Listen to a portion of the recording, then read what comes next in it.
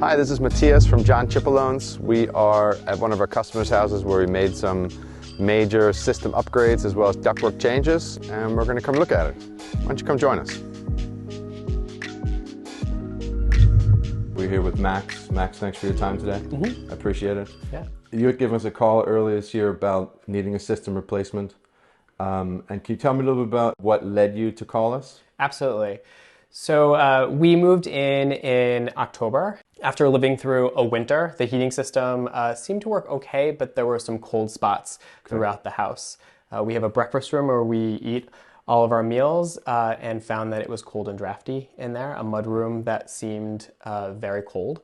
And we also had a front bedroom where it got extremely cold at night. Okay. We didn't know what to do. We had tried turning up the heat, opening and closing some of the vents, but it didn't seem to help. Then when spring came, we found that our air conditioner didn't have any freon in it.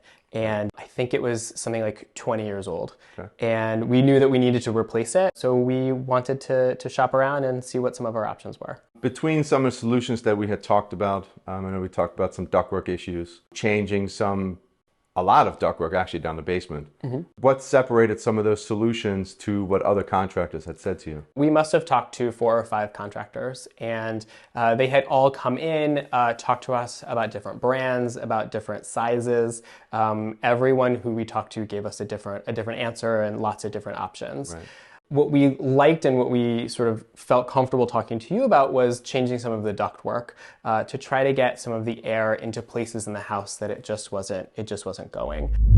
When we originally looked at this system, the ductwork was problematic. You could see that there was a lot of tight turns involved.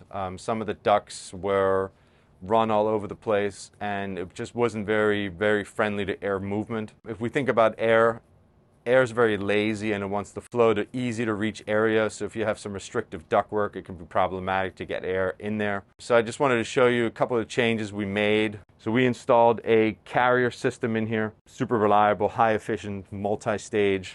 But one of the major things that we did is, this is your cooling coil, this is your furnace.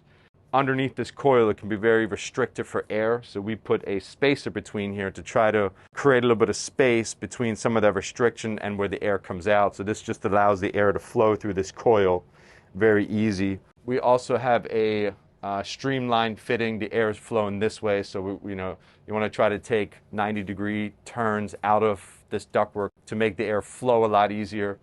If you look at some of these individual supply runs that go to the room, so this goes to the family room, so we labeled all the runs as well to try to help balance the system, and this allows it to basically damper that run down. You can either open it fully, you can close it completely, or where this was about halfway. So this will help get less airflow to this room because it's right near the heater, and get air to other rooms themselves.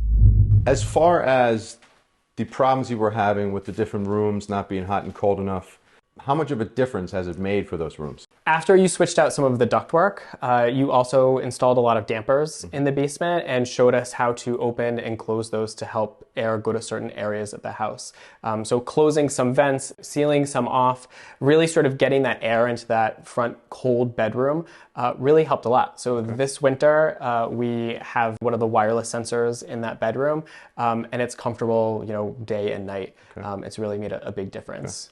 So the thermostat you have is an Ecobee thermostat. It's been a great thermostat for us. It comes with one sensor. I know you added a couple of more sensors. Can you talk a little bit about those sensors? You told us about the Wi-Fi sensor. We were interested to understand sort of what that would do for us. So we have our phones all the time. We're always looking to see, well, is it hot in here? Is it cold in here? And then we decided to get a couple of other sensors to put in those problem areas that I had talked about. And what we found is that it's made, the changes that you made to the system have made a big difference, right? Those temperatures don't fluctuate as much during the day and at night. We're able to see that on our phones, and we're able to program the thermostat to take into account those different rooms so that they stay comfortable. Thanks for your time. I really appreciate it today, and I look forward to working with you closer in the future.